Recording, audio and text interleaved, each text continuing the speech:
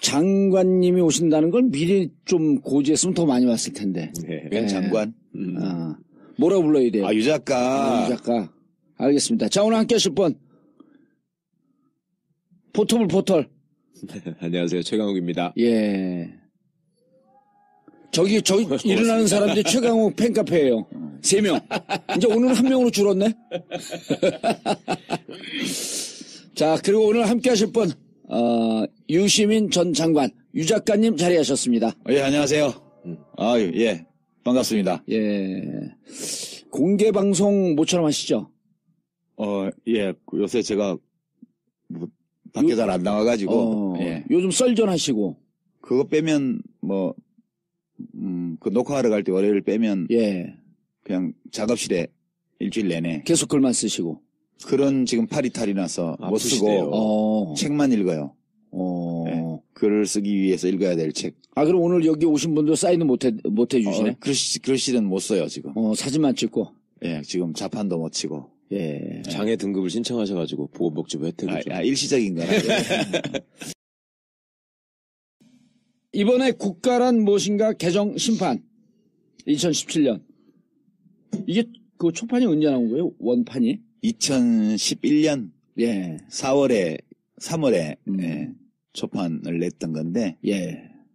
그때는 이제 각하 예. MB 각하가 있을 때여서 안 해야 될 일을 막 할 때였잖아요. 예.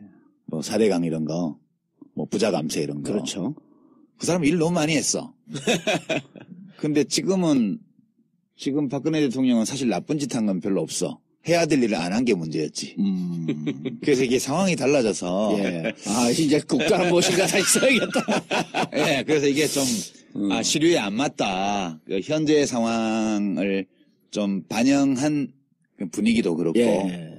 그래서 손을 좀 봐서 냈고요. 예. 초판을 이미 구입하신 분들은 절대 이 개정심판을 구입하시지 말기 바랍니다.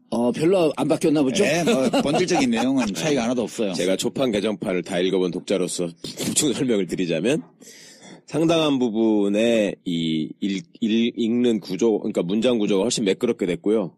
최순실 얘기가 등장한다는 게 이제 결정적인 차이예요. 개정판과 초판에. 이런 사람들이 있어요, 근데? 미친 사람들이죠. 그걸 왜 다 읽어? 이제 우리 유 작가님 온다고 전화를 해갖고, 그랬더니, 책 받았어? 그랬더니, 받았어요. 그래서, 그래, 그러면, 이거, 어제 전화했는데, 이거 읽어야 되는데, 그러니까, 전 다 봤어요. 그러는 거예요. 그래서, 그래? 그래서 난 이제 전 것 안 본 줄 알고, 그래서, 이번 거, 그럼 차이를 어떡하지? 그랬더니, 전에 것도 봤고, 이번 것도 봤어요. 그러는 거야. 나는 이 책이 무지하게 많이 오거든요, 책들이. 예. 온 책을 보는 사람을 처음 본 거야. 아니, 저는 무지하게 많이 오는 게 아니니까. 나는 깜짝 놀랄 순간에 한 번씩 오는 거지. 유 작가님 직접 사인을 해갖고 보낸 거 아니에요? 글쎄요, 예. 놀랬다니까요, 그래서. 저는, 그냥 하나 왔겠거니 하고 봤더니 딱 넘겨보니까 내 이름까지 써있고 막 그래서. 예. 깜짝 놀랐죠. 진중권 교수는 요즘 좀 만나요, 안 만나요? 통 못 보죠. 그래요? 예. 저하고 방송을 같이 하는데, 무척 샤이하대.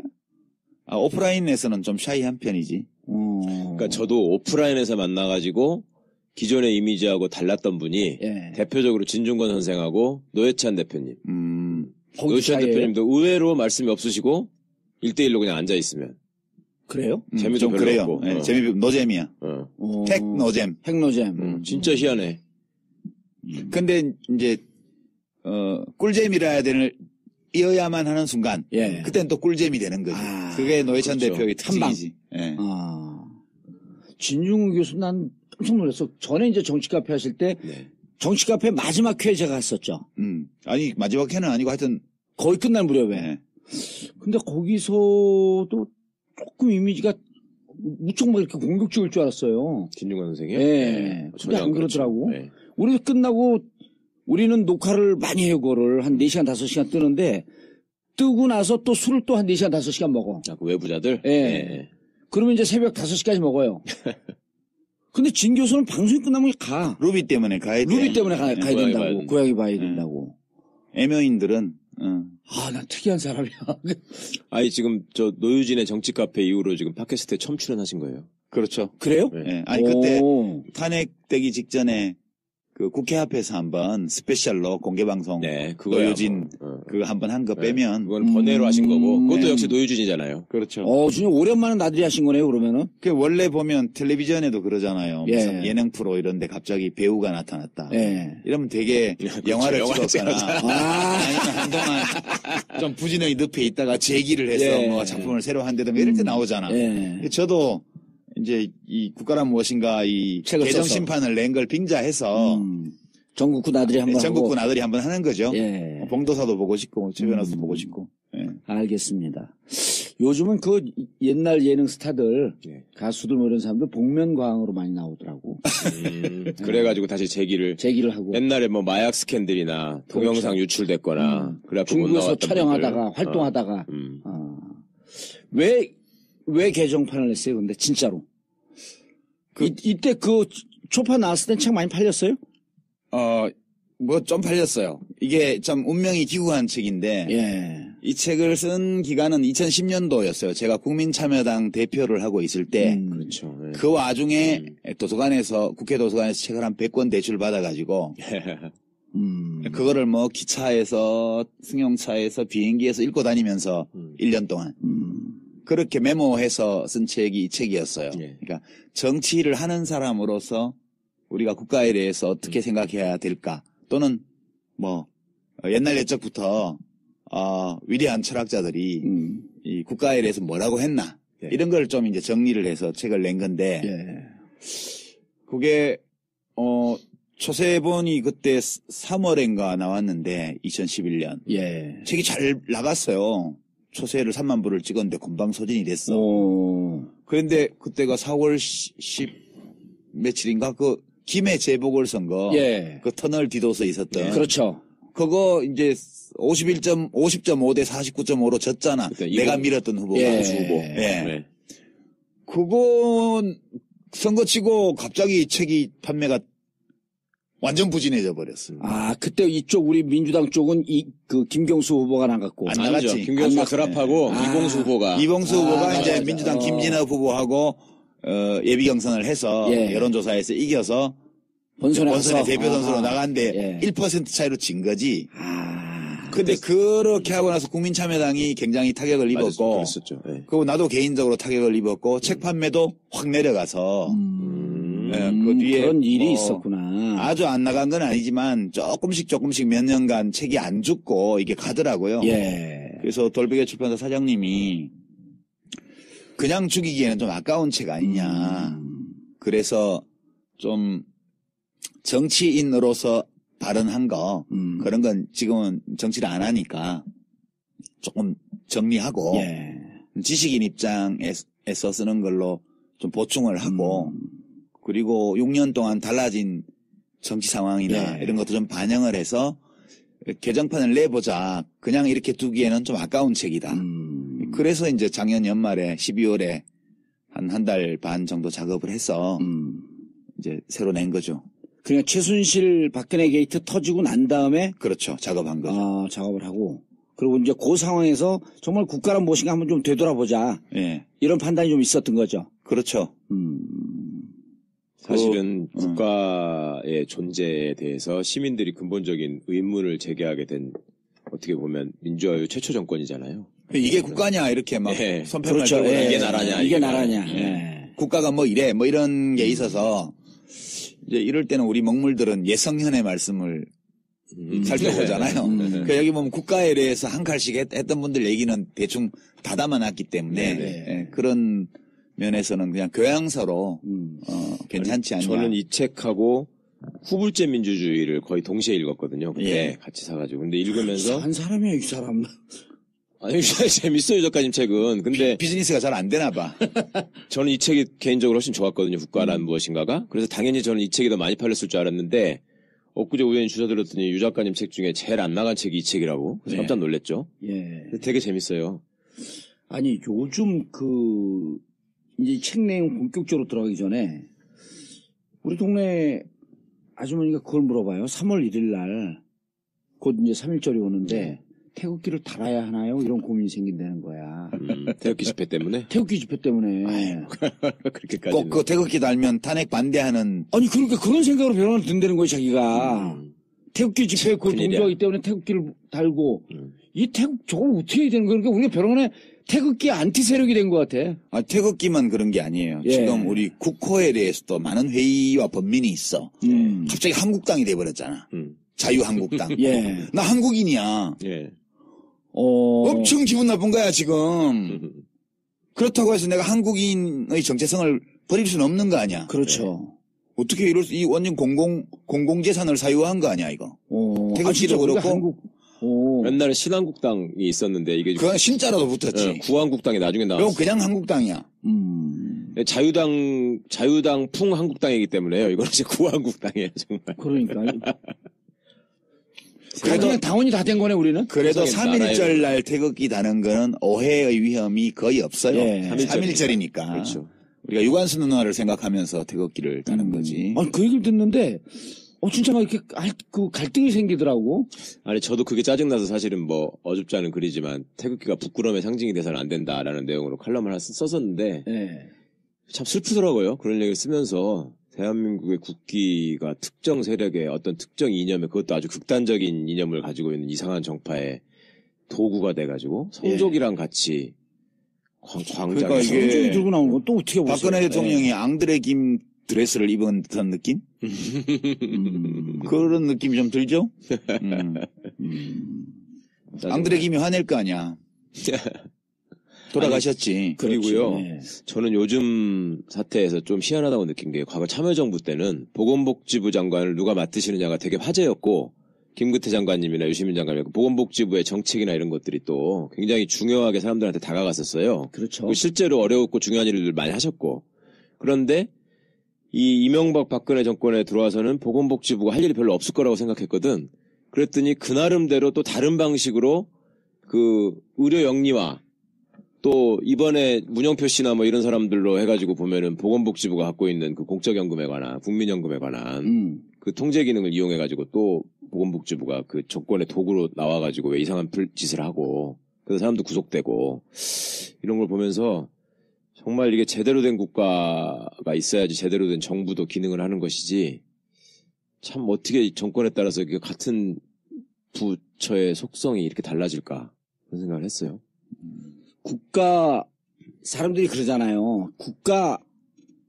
국가에 대해서 무슨 얘기를 하고 싶으셨어요?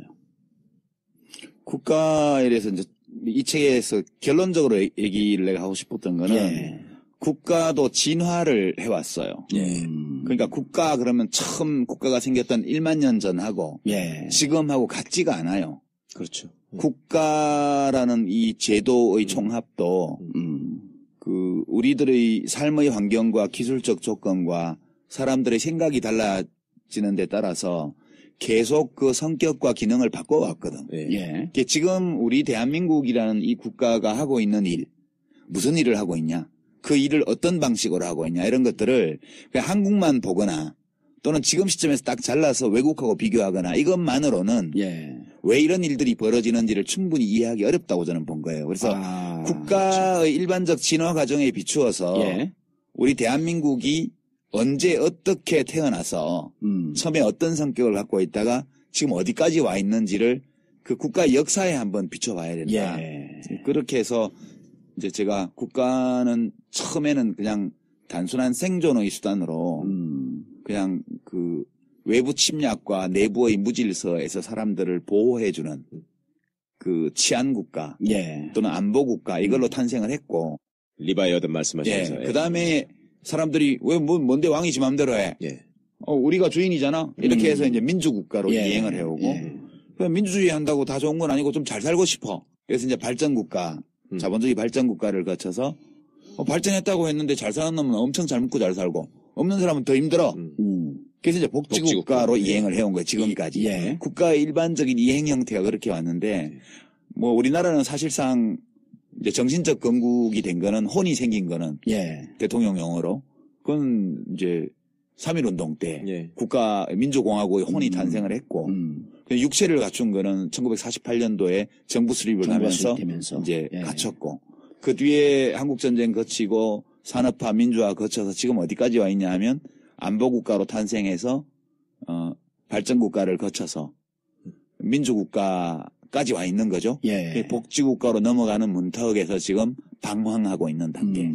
이렇게 보면 한국이 뭐 지금 시점에서 딱 잘라서 북유럽 국가나 서유럽 국가하고 비교하면 되게 못나 보이지만 사실 한 60년, 70년 동안에 그렇게 수백 년에 걸친 서유럽 국가의 이행 과정을 밟아온 걸 생각하면 그렇게 비관적으로 볼 일은 아니지 않냐. 우리가 마음만 먹으면 예. 이 국가의 대한민국이란 이 국가의 기능과 작동 방식을 더 많이 바꿀 수 있다. 이런 얘기를 하고 싶었던 거죠. 예. 전 독자로서 느꼈던 어떤 작가의 문제의식이라고 저 혼자 나름 해석을 했던 건 국가란 무엇인가를 먼저 읽고 나서 후불제 민주주의를 읽었거든요. 네. 그럼 여기서 생각하셨던 국가의 본질에 관한 문제의식이 헌법을 통해서 후불제 민주주의라는 책으로 투영되는 것 같다는 생각을 했었거든요. 그 책이 먼저 나왔어요. 아, 그랬었나요? 네. 예, 저는 순서를 바꿔서 읽었네요. 네. 근데 그래가지고 저는 이 순서대로 읽는 게 더 낫겠다라고 추천을 드리고 싶었어요. 국가란 무엇인가를 먼저 읽고 후불제 민주주의를 읽으시면 네. 그러면 스케일이 이렇게 세계적 범위에서 우리나라 범위로 이렇게 지배하게 되니까 저는 그렇게 느꼈는데. 그런데 이제 이번에 국민들이 촛불을 들고 시민들이 촛불을 들고 나오면서 예. 지금 저는 이제 이 책을 처음 봤을 때 읽지는 못했지만 책 안 읽잖아. 종도사. 아니 무지하게 많이 좋아하는 읽어요. 책은 엄청 읽어요. 엄청 읽어요. 이상한 허접한 책을 좋아하겠지. 만화책. 일단 이상한 책을 좋아하는 건 맞죠. 예. 아니 그런데 벼랑간에 그런 생각이 든 거예요. 2011년 이제 어떤 막 우리 방송하고 그럴 텐데 정말 사람들이 국가라고 하는 것을 생각을 안 하고 살거든요. 그렇죠. 당연히 주어지는 걸로 알아 그냥. 그러니까 추상적으로 이렇게 있는 거란 말이에요. 그리고 어느 날 갑자기 당신 왜 세금을 내? 예. 그러면은 내가 왜 세금을 내고 있었지? 그리고 내가 이런 나라에 살고 있네? 왜 군대 보내 아들? 그렇지. 그러니까 의무로 알고 있었던 걸 가만히 생각해보면 무척 내가 우리 사회에 대해서 무심하게 생각하고 살았구나 하는 생각이 불현듯 들더라고. 그렇죠. 그래서 요 책은 좀 한번 보고 싶었어요. 시간을 두고 천천히 읽으세요. 보고 싶었는데 이제는 3개월 동안 촛불을 보면서 국가를 다 알 것 같아. 그래도 예, 지금 벌어지는 일만 가지고는 다 이해하기는 좀 어려워요. 예. 이제 이 세상에 존재하는 모든 것은 발생사가 있거든요. 예. 모든 것이 다 발생사가 있어요. 그래서 어떤 우리가 관심 가지는 어떤 대상이 언제 생겨나서 어떤 과정을 거쳐서 오늘에 여기까지 와 있는지 이걸 알아야만 왜 이런 형태로 있는지도 이해할 수가 있고 앞으로 어디로 갈지에 대해서 전망도 할 수가 있고 또 그런 전망을 현실로 만들기 위해서는 누가 뭘 어떻게 해야 될지에 대해서 판단도 할 수 있는 것 같아요. 네. 예. 그런데 이제 우리 사회에서 현대사를 보면은 저는 이제 오늘 출연하시면서 꼭 물어보고 싶었던 게 박정희의 국가론이 있고 예. 전두환 노태우의 국가론이 있고 김영삼 대통령은 뭐 좀 애매하고 김대중 노무현 대통령의 국가가 또 따로 있고 예. 그 이후에 9년 동안 따로 있고 그래갖고 이런 정상적인 국가의 발전 개념보다도 대한민국은 통치 체제에 따라서 국가의 개념이 좀 바뀐 거 아닌가 하는 생각이 들거든요. 그게 순서대로 왔어요. 그러니까 일반적으로 예. 되게 우리가 호모사피엔스 예. 한 25만 년 내외 전부터 지구에 살았다는 거 아니에요? 예. 25만 년 전부터. 그리고 언어혁명이라고 그러죠. 그러니까 예. 지적인 혁명이 일어난 게 약 7만 년 전이라고 그래요. 그리고 농업혁명이 한 10,000년 내지 12,000년 전에 일어났고 그 이후에 국가가 발생했거든요. 그러니까 국가가 생긴 건 한 10,000년 정도라고 보면 돼요. 최초의 원시적인 예. 형태의 국가가 생긴 게. 그 우리나라는 이제 뭐 당군 할아버지가 5,000년쯤 전에 나라 세우셨다는 탄생설화를 가지고 있지만 결국 이제 한반도의 국가 형태가 좀 대충 갖춰지기 시작한 게 뭐 멀리 보면 그 정도 된다고 봐야죠. 그리고 나서 그때까지는 각각 따로따로 존재하던 문명들이 지금 근대에 들어와서 다 엉기게 되잖아요, 서로. 예. 이게 우리나라가 보면 이승만 대통령 때는 단공, 북진통일 이거였어요. 그렇죠. 그게 안보국가야, 안보국가 이게. 치안국가 또는 안보국가고 네. 그 당시 민주당이 만들었던 경제발전 5개년 계획 이런 거, 또 관료들이 만들었던 경제발전 산업화 계획, 이런 거를 이승만 대통령이 다 거부해서 공산당이 하는 거라고. 예. 국가가 주도적으로 뭘 하는 거는 공산당 하는 거라고. 어허. 그러니까 이 박정희 대통령은 이승만 대통령과 달라요. 예. 이승만 대통령은 이 국민들을 잘 먹고 잘 살게 해주는 일에 관심이 없었어. 예. 그리고 입으로만 북진 통일을 외치고 전쟁 준비는 하나도 못하고 이제 그런 정부였고. 뭐에 관심이 있었어요? 자기가 잘 먹고 잘 사는 거. 그렇지. 자기 권력에만 예. 관심이 있었지. 그 사람은 또 그런 이념적으로 볼 때 그런 국가가 나서서 뭘 하는 거를 반대하는 입장이었어요. 네. 박정희 대통령은 기본적으로 쿠데타를 하고 권력을 탈취하고 나서 그 쿠데타의 명분을 부국강병에서 찾았어요. 그러니까 잘 먹고 잘 살게 해줄게. 예. 이 잘 먹고 잘 살게 해주면 내가 이렇게 쿠데타를 한 것도 정당해질 수 있어. 예. 이렇게 믿고 자기 자신의 정치적 정통성, 정당성 문제를 산업화에 걸었던 거예요. 그러니까 이승만 정권 때 만들어졌던 안보국가의 토대 위에서 그 반공 이런 예. 거 그대로 유지를 하면서 그 위에 발전국가를 붙인 거예요. 네. 자본주의 발전국가를. 그래서 이제 민주당 정부 4.19 후에 예. 그 당시 윤보선 대통령 이제 있던 예. 그 장면 총리 그 내각에서 만들었던 경제발전 5개년 계획이 국무회의를 통과한 게 5.16 전날이에요. 그렇다고. 예. 네. 들었습니다. 그리고 나서 경제개발 5개년 계획이 그 박정희 게 아니었었네요, 그러면. 예. 예, 원래는 유엔 기구에서 예. 한국 권했다는 전쟁을 겪었기 때문에 이 나라를 어떻게 부흥시킬 것인가를 고민하면서 예. 이제 유럽 마샬 플랜이나 예. 뭐 혹은 다른 제3세계 빈곤국가를 지원하는 프로그램을 참고해서 한국 정부에 권고안을 예. 줬어요. 예. 최초의 계획을. 예. 그런 것들을 참고해서 그 당시 민주당 정부에서 만들었네. 예, 경제개발 5개년 계획을 만들었는데 그게 집행되기 전에 1년밖에 지속이 안 됐으니까 예. 정권이 5.16이 나면서 그게 폐기될 상황이 됐는데 박정희 장군이 그걸 가져다가 예. 더 보충해가지고 그 이제 밀고 나간 거예요. 63년도부터.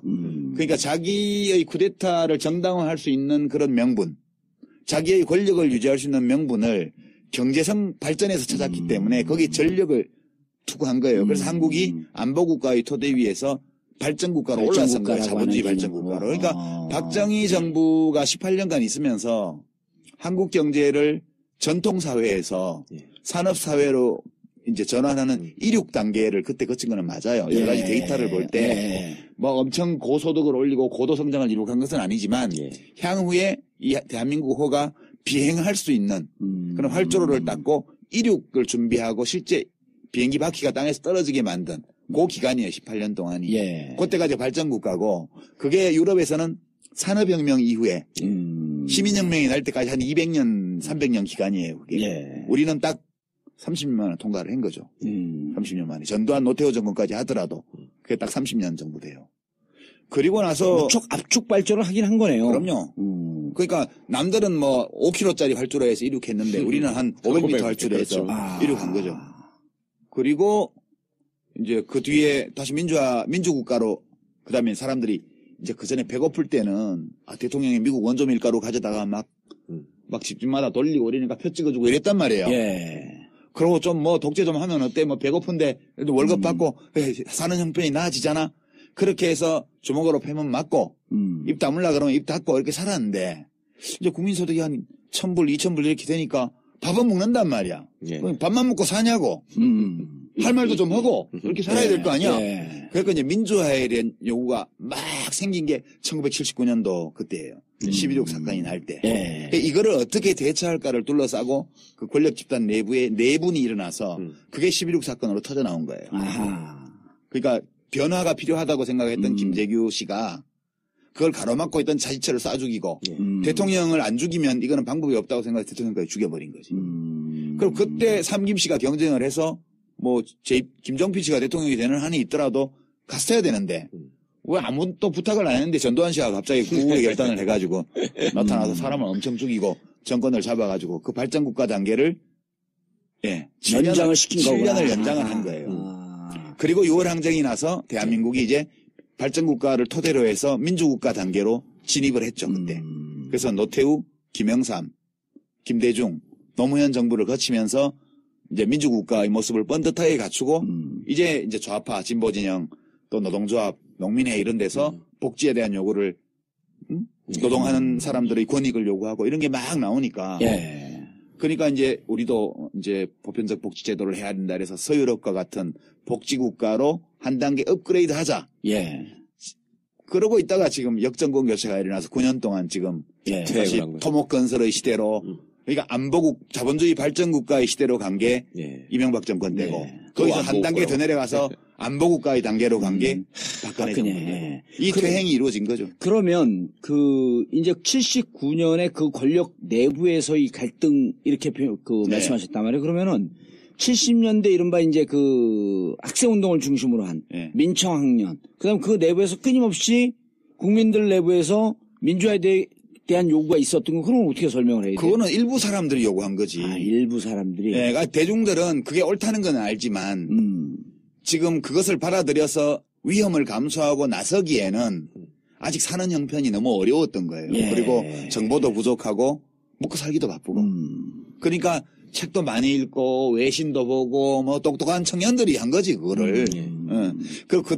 그때까지만 해도 그게 일반 시민들하고 결합이 안 됐다가 예. 이제 1979년 10월에 부마 항쟁 때 이게 확 불이 붙잖아요. 예. 부산 마산 김영삼 대 총재를 탄압한 거 제명한 것 때문에. 예, 이게 빌미가 돼서 부산 마산 지역에서 이제 학생들의 시위가 시민들의 시위로 확산되는 양상을 보이는 거죠. 그게 이제 우리나라에서 대중적인 민주화 운동이 시작됐다는 거를 이제 보여준 거죠. 거기서 볼 수 있는 예, 거예요. 예. 그리고 이제 그 다음에 80년 광주항쟁은 또 어떻게 봐요, 그러면? 그거는 그때 이제 부마항쟁 같은 걸 전국에서 다 하기로 약속해 놓고 예. 딴 데는 못 하고 광주의 대학생들만 그 데모를 하고 시민들이 합세를 하고 이렇게 해서 광주만 고립된 거죠, 그때. 광주만 고립이 돼서 결국은 민주국가로 이행을 못 하고 이제 진압을 당하고 모욕을 당하고 핍박을 당하고 이러면서 대한민국은 다시 7년 동안 자본주의 발전국가, 안보국가 여기 묶여 있었던 거예요. 예. 그리고 이제 80년대 민주화 운동은 어떻게 하면 이 광주 민중 항쟁을 한 지역의 항쟁이 아니라 전국의 항쟁. 전국의 주요 대도시의 이 동시다발적인 도시봉기로 이걸 확장시킬 것인가. 이거를 우리가 7년 내내 고민하면서 연습하고 훈련하고 시도하고 이런 끝에 1987년도에 광주 민주화 운동의 전국 확장판이 벌어진 게 6월 항쟁인 거죠. 그 6월 항쟁의 힘으로 한국이 비로소 이제 민주국가 단계로 진입을 했고, 예. 그 다음에 다시 그런 발전국가, 안보국가로 퇴행하는 걸 막기 위해서 김영삼 대통령이 하나회를 숙청해버린 거지. 정치 군인들의 쿠데타 위험을 제거해버린 거죠. 예. 그러면서 좀 기반이 굳혀졌다고 봐요, 저는. 그 지금도 뭐 그러면 뭐 발전국가 또는 안보국가 때로 완전 퇴행했냐? 그건 예. 아니에요. 예. 그러니까 대통령과 그 주변 인물들과 이런 자들이 퇴행을 한 거고, 시민들은 뭐 촛불 들고 지금 씩씩하게 잘 싸우고 있잖아요. 예. 네, 그런 거죠.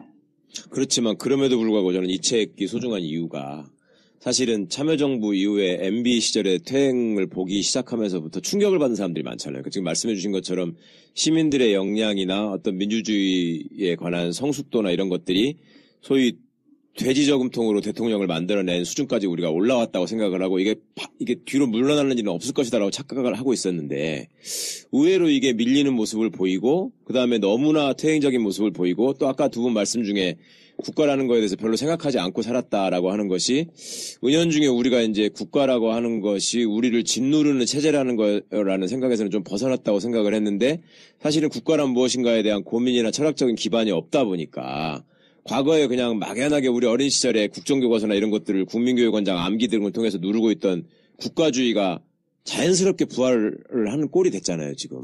그렇죠. 이상하게. 국가주의는 예. 늘 있죠. 예. 국가주의는 이게 안보국가 단계에서부터 형성된 거고 예. 지금 이제 호모사피엔스 우리 현생 인류가 네이션 스테이트 그러니까 국민 국가 단위로 살고 있거든요, 지금. 예, 현재는.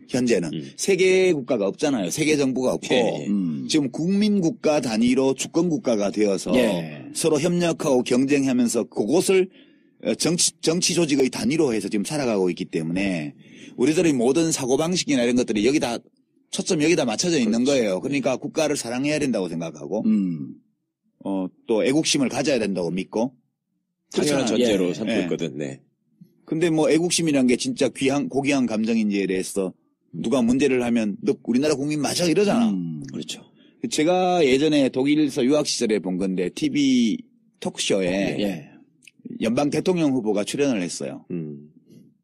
그러니까 그게 실권이 없는 대통령이에요. 그냥 의전만 하는 대통령인데 그분이 나왔는데 김인년 소속의 보수적인 그 법관 출신 후보였어요.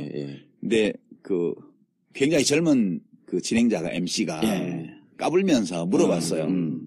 후보자님은 국가를 사랑하십니까? 이렇게 물어봤어요. 뭐라고 대답했겠어요? 저는 제 아내를 사랑합니다. 이렇게 대답을 했어요. 우리나라의 대통령 후보가 그렇게 얘기했으면 국가를 사랑하십니까? 이렇게 물었는데 저는 제 아내를 사랑합니다. 이렇게 대답을 하면 어떻게 되겠어요? 바로 조선일보 같은 데서 난리가 나겠지. 아니, 바로 국가가 지줄 폭락하지 일단. 국가가 의심스러워. 근데 이제 그분이 왜 그렇게 대답을 했냐 하면 자기는 아내를 사랑하지 하는 거지 결혼이라는 제도를 사랑하지 않는다는 거예요. 자기는 자기 아내라는 한 인간을 사랑하는 거지 결혼이라는 제도를 사랑하는 게 아니라는 거예요.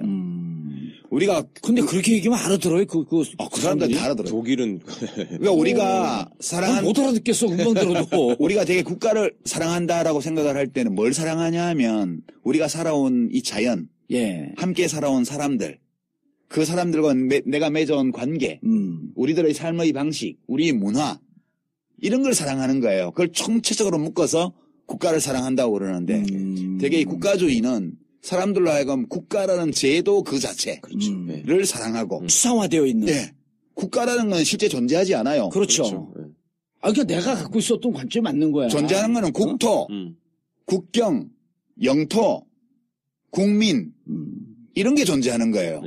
국가는 추상적인 거거든요. 그렇죠. 그래서 국가라는 이런 조직을 어떻게 사랑하냐는 거예요. 그러니까 자기가 사랑하는 것은 국가가 아니고 국가라는 제도가 아니고 이 독일 연방공화국이라는 이 공동체 안에서 살아가는 사람들을 사랑한다는 말을 그렇게 애둘러서 한 거예요.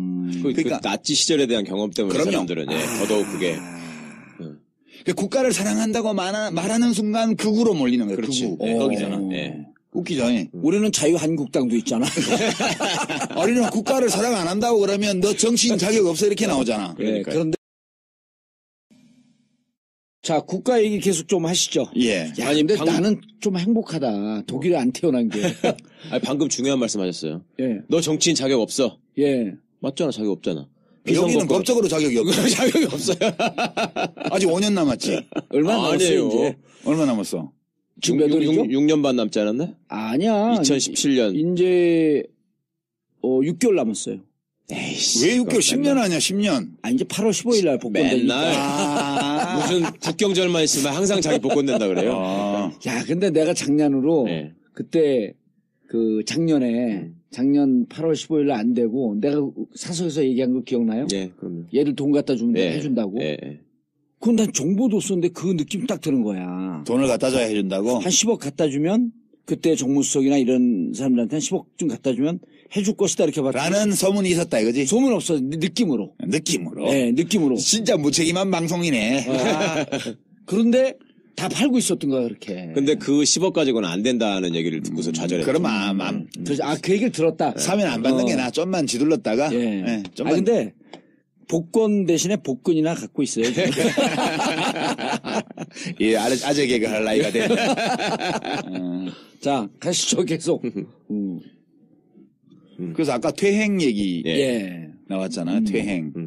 퇴행 얘기가 나왔는데 사실은 우리만 그런 게 아니고요. 모든 나라의 정치 역사에서 민주화의 역사에서 다 퇴행이 있어요. 그렇죠.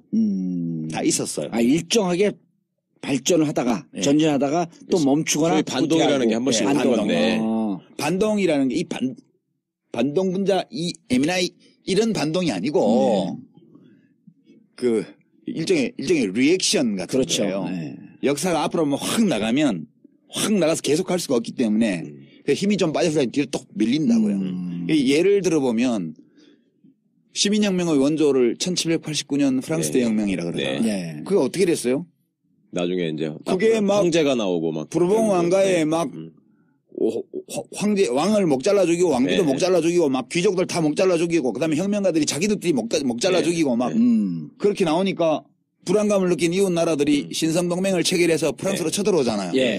그때 나폴레옹이 쫙 나타나서 그 전쟁을 딱 이겨놓고 지가 황제가 돼버렸죠. 예. 그럼 혁명 뭘 한 거야? 왕이 황제로 바뀐 거야. 시민혁명을 거치고 나서. 시민혁명을 했는데 왕이 황제로 바꿨어요. 예. 근데 나폴레옹이 워털루 전투에서 지고 나서 왕정 복고가 이루어지고 네. 또 혁명을 해가지고 네. 또 공화정을 만들었어. 그러니까. 1948년 예. 혁명에 공화정을 만들었는데 그 이제 다시 민주화를 한 거지. 그 이번에는 나폴레옹 조카가 나타나가지고 그렇죠. 네. 나폴레옹 3세 예. 걔가 대통령으로 뽑히는 후에 지가 또 황제가 됐네. 그러니까 진전과 반동 네. 이게 계속 끊임없이 반복되면서 독일 보세요, 독일. 1918년 전쟁 1차 대전 끝날 무렵에 혁명이 일어나가지고 바이마르 공화국이 수립이 됐어요. 예. 독일 역사 최초로. 그게 1933년도에 히틀러를 연방 총리로 뽑잖아요. 그렇죠. 나치당을 제1적으로 만들어주죠. 합법적인 선거를 통해서. 네, 그리고 그 의회에서 선거제도를 없애는 결정을 하고 예. 히틀러가 총통이 돼요. 그러고는 제2차 세계대전 홀로코스트 이 어마어마한 범죄를 저지르잖아요. 그러니까 지금 우리가 보면 독일 국민들이 굉장히 성숙해 보이는데 예. 이러한 독일 국민의 성숙과 독일 민주주의의 발전이 있기까지 어마어마한 반동, 우리와는 비교할 수도 없는 참극을 겪은 끝에 독일이 오늘의 민주주의를 누리는 거예요. 수업료를 엄청 치른 거네. 엄청 치른 거지. 거기에 비하면 우리 민주주의는 독일만 못하지만 수업료를 조금 냈다는 점에서 비춰보면 가성비가 엄청 좋은 민주주의예요. 우리나라가. 가성비가. 이게 내가 후불제 민주주의에서 주장한 거잖아. 우리는 그랬었죠. 예. 미군정이 들어와서 그냥 미국식 헌법을 그냥 갖고 온 먼저 거예요. 받았다, 그냥. 물론 우리가 임시정부 헌장부터 시작해서 민주공화국 선포하고 대한민국 임시정부의 헌법도 있었지만 우리는 조선 이시왕조를 다시 세우자 이런 거 없었잖아. 그렇죠. 바로 민주공화국이야. 어. 왜 그렇게 쉽게 됐냐 하면 미군정이 있었기 때문에 미국식 유럽식 헌법을 순조롭게 한 거예요. 그리고 뭐 민주주의가 뭔지도 모르고 뭐 그 고종 황제가 통치하다가 갑자기 일본 왕이 통치하다가 조선 총독이 통치하다가 그랬잖아. 예. 그 다음에 이승만 왕이 통치한 거예요. 이승만 셈이죠. 임금님이야. 네. 국부야. 음. 우리 국민들이 민주주의를 할 준비가 충분히 안 된 조건에서 민주주의 제도를 갖고 온 거예요. 그러니까 이승만이 그렇게 한 거지. 그걸 뒤집어 엎은 게 4.19였고. 예. 4.19 때 왜 고등학생이 나왔게요? 교과서에서 민주주의 배운 건 거기가 첫 세대거든. 초등학교 입학하고부터 배웠거든. 예. 교과서에 있는 거하고 완전 다르잖아. 예. 그러니까 중학생, 고등학생들이 들고 일어난 거 아니에요. 대학생들은 뭐 실존주의에 빠져서 헤매고 뭐 낭만 찾고 이러고 있을 때. 네. 그게 우리나라 민주주의의 시작이었고 그리고 이제 그 뒤로 한 반세기 동안에 지금 이만큼 해낸 거니까 우리는 그렇게 프랑스나 독일과 같은 그런 엄청난 반동을 겪지 않았어요. 예. 예. 그러면 이명박 박근혜 이 9년이 우리가 살아온 9년을 생각하면 끔찍하잖아요. 네. 근데 생각처럼 그렇게 심각한 반동은 아니네. 예, 역사적으로 다른 나라의 사례에 견져보면 박정희 독재도 아주 혹독한 독재는 아니었어요. 최소한 두테르테처럼 막 죽여 이렇게 한 적도 없고 막 반체제 인사를 잡아다가 막 헬기에서 바다에 떨어뜨리고 아르헨티나처럼 예. 그렇게 하지도 않았고 칠레에서처럼 길거리 세워놓고 총 쏴 죽이지도 않았어요. 잡아다가 몰래 영장 없이 체포해서 거꾸로 매달고 물 먹이고 고춧가루 먹이고 전기로 지지고 몇 명 죽으면 이렇게 그냥, 하다가 잘못해서 죽으면 감추고 어디 산에 갖다 버리고 예. 물에 빠뜨리고 이렇게 감추려고 그랬어. 음. 그러니까 박정희의 독재도 이 독재 중에는 연성 독재예요. 소프트한 거예요. 그러니까 우리 시민들 입장에서도 보게 되면 우리는 테러를 안 했잖아. 예. 총도 안 들었잖아. 평화적으로 했잖아. 그러니까 이 서로 맞물려 있는 거예요. 예. 저쪽에서 길거리에서 총 쏴 죽였으면 총 뺐으면 우리도 총 들었을 거고. 5.18 때처럼. 저쪽이 총을 쐈으면 총을 쏘니까 같이 무장을 할 시민들도 수밖에 없어요. 그러니까 전두환이 박정희보다 훨씬 악독한 사람인 거지. 어마어마하게 악독한 사람인 거지. 그러네. 예, 그래서 우리는 작용 반작용이 세지 강도가 세지가 않고. 강도가 세지 않아요. 한국은 우리만 보면 뭐 이명박 뭐 솔직히 뭐 깨작깨작 장난친 거지. 그건 뭐 이명박 제일 잘못한 건 아니, 저 감옥 보낸 거 맞고는 말고는 없어요 별로. 그게 제일 잘못한 거지. 아니 작가님 지나고 나서 그러니까 이 정도의 반동이라는 게 역사에서 항상 있어왔다 얘기하기는 건 맞는데 솔직히 참여정부 시절에 그러면 이게 지나가고 나면 어느 정도의 반동이 올 것이다 이렇게 예상 안 했잖아요. 했죠. 예상하셨어요, 했어요? 작가님은? 제가 참여정부가 한 1년쯤 남았을 때 1년 반쯤 남았을 때 예. 대통령한테 편지를 보낸 적이 있어요. 손으로 써가지고 예. 거기에 장관 하실 때예요 그때요? 장관을 막 그만뒀을 때쯤 됐을 텐데 독일 바이마르 공화국이 붕괴하는 과정을 잘 살펴보시라고. 네. 그대로 갈 거다 우리 한국이. 이 정도의 차이는 있지만 역주행이 일어날 거다 반드시 권력의 역주행. 예. 그리고 이제 뭐 대통령한테 여러 가지 정치적인 건의도 드렸지. 굉장히 퇴임하시고 나서 힘드실 거라고. 예. 그리고 이제 국가적으로 뭐 힘든 상황이 펼쳐질 거니까 이걸 최대한 막기 위해서 지금 뭘 해야 될까 이런 점에 대해서 편지를 보냈더니 답이 왔는데 진단은 동의하는데 처방은 동의 못하겠다. 그렇게 저한테 답이 왔어요. 그래서 그런 적도 있었고 이 정도의 반동은 충분히 예견할 수 있었고요. 그렇게 심각한 반동도 아니에요. 최소한 이명박 대통령은 우리 잡아다가 거꾸로 못 매달았잖아. 예. 징역 살렸지 뭐. 그렇지. 고춧가루 못 먹였잖아. 아니 여기 그 우리 유 작가님을 대통령 대리인단으로 놓으면 거기가 이길 뻔했어. 어? 별안에 그런 생각이 드는데 그리고 탄핵시킨 게 좀 괜히 미안한 것 같은 느낌이 막. 이렇게 내가 말하니까 그런 거지. 박근혜 대리인들이 그렇게 말을 하면 국민들이 더 열받지. 저거 반성을 몰라. 그래. 남이 얘기하는 거하고 자기가 얘기하는 게 달라요. 예. 아니 이게 진짜 연성이라 그러니까 지나보니까 좀 9년이 고통스럽긴 했지만 그 고통이 외상값을 갚는 거라니까. 우리가 아직 비용을 다 안 내고 민주주의 제도를 갖고 왔기 때문에 할부금을 내는 거라니까. 막 추운데 막 꽁꽁 둘러매고 막 촛불 들고 막 촛불 꺼질까봐 LED 촛불 사가지고 예. 다 돈 드는 거잖아. 이미 누렸던 민주주의 혜택에 대해서 이제 지불을 하고 있다. 혜택을 누리기도 했지만 이 민주주의가 퇴행하는 거를 바로 세우는 데는 누군가가 비용을 대야 돼요. 네. 그 비용을 시민들이 대는 거라고 지금. 예. 그러면 당시에 그 비용을 줄이기 위한 방안으로 건의하셨던 게 핵심이 뭐였어요? 잠깐만 소개해 주신다면? 비용을 줄일 수가 없어요. 비용을 치러야 돼요. 그러니까 퇴행을 그래도 조금, 최소화시킬 필요가 막기 있을 위해서 거 좀 아니에요. 우리가 정책적으로 대비해야 된다는 말 건의를 하셨다 그랬잖아요. 그래서 이제 대통령한테. 각자가 자기가 하는 일을 잘 해야 되는데 이 진보 진영이나 민주 진영, 예. 개혁 진영 쪽에서는 정책 연구를 좀 더 해서 그렇죠. 이제 시민들의 마음에 다가갈 수 있는 정책도 개발을 하고 예. 주로 복지의 관점에서 복지뿐만 아니라 예. 경제 정책도 그렇고 예. 그리고 정당 문화도 좀 합리적으로 바꿔라. 최근에 더불어민주당 경선규칙 되게 잘 됐어요. 이번에 예. 예. 뭐 대리 등록, 대리 투표, 뭐 박스떼기 이런 거 못하게 돼 있잖아요. 예. 지금 다.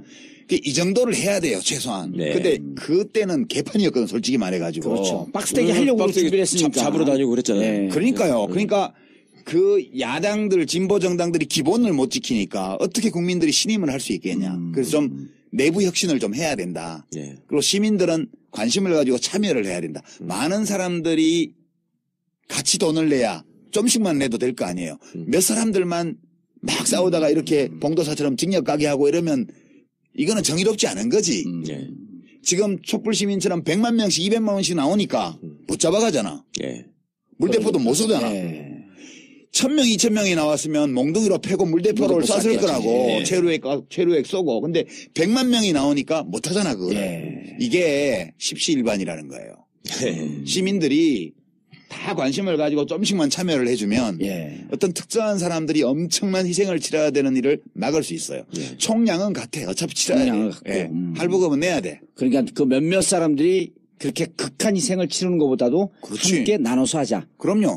아니 예컨대 우리가 백남기 어르신 때. 예. 농민이 그렇게 불행한 사태를 겪었을 예. 때 그때 그 시위 군종이 그때 100배였다고 생각해봐요. 어디다 대고 물대포를 쏴.